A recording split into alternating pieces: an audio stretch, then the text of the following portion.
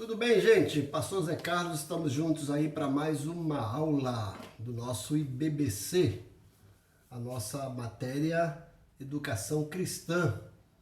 A apostila de vocês aí na página 34, estamos falando sobre os estilos de ensino de Jesus, né?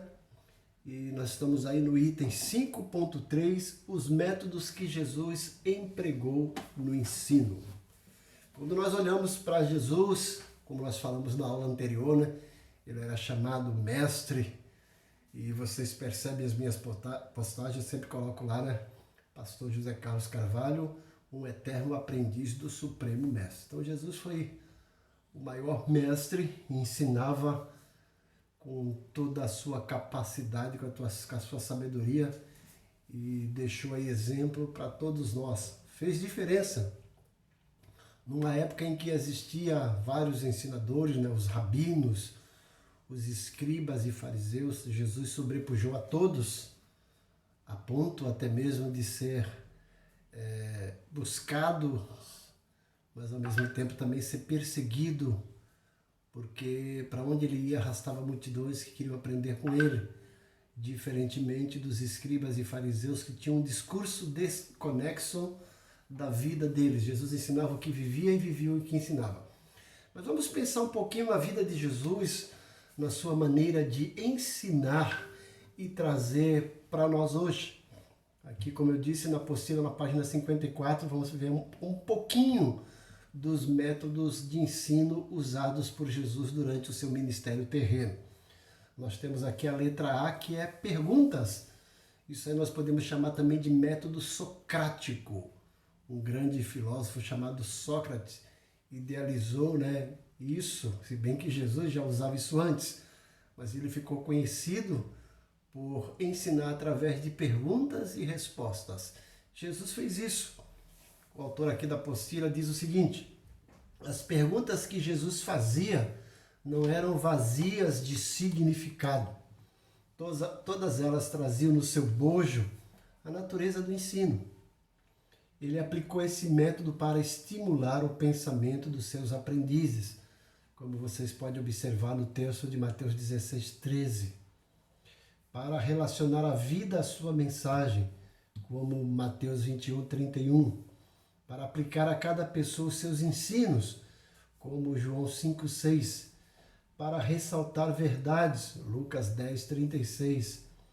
E como não poderia ser diferente quando precisava, sabia calar os seus acusadores, como Mateus 21:25, né?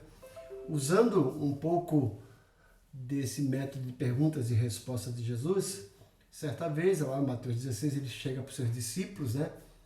E pergunta para os seus discípulos: o que dizem os homens a respeito de mim? E aí os discípulos respondem: uns dizem que tu és Elias, outros dizem que tu és João Batista, Jeremias ou algum dos profetas. Aí Jesus lança uma segunda pergunta: e vós, o que dizeis de mim? E aí Pedro responde, né, com aquela resposta fantástica: tu és o Cristo, filho do Deus vivo. E Jesus disse para ele: bem-aventurado és tu, Simão Barjonas, porque não foi a carne nem o sangue que tu revelou, mas meu Pai que está nos céus. Também te digo, e tu és Pedro, e sobre essa pedra edificarei a minha igreja. Então, esse texto, Jesus podia simplesmente chegar para os discípulos e falar assim: olha, eu sou o Filho do Deus vivo. Os discípulos iam entender isso, mas Jesus quis provocá-los, quis saber o que estava dentro do coração deles, quais eram as dúvidas e quais eram as suas certezas e incertezas. E a partir dessa resposta, Jesus vai lá e diz quem ele é, certo? Então, um bom professor, usando esse método chamado método socrático de perguntas e respostas, ele não faz pergunta apenas com o intuito de obter a resposta, mas saber até onde o aluno conhece aquele assunto e quais são as dúvidas daquele assunto. Foi isso que Jesus fez com os discípulos e fez mais de uma vez. Na letra B aqui nós temos debates. Nos debates Jesus se mostrou seguro e conhecedor da natureza e das necessidades humanas. Com a mulher samaritana, por exemplo, em João 4, debateu sobre questões de vida eterna, sobre a água da vida, sobre a questão de adoração propriamente dito, né? Com Nicodemos, capítulo 3, sobre a necessidade de um novo nascimento.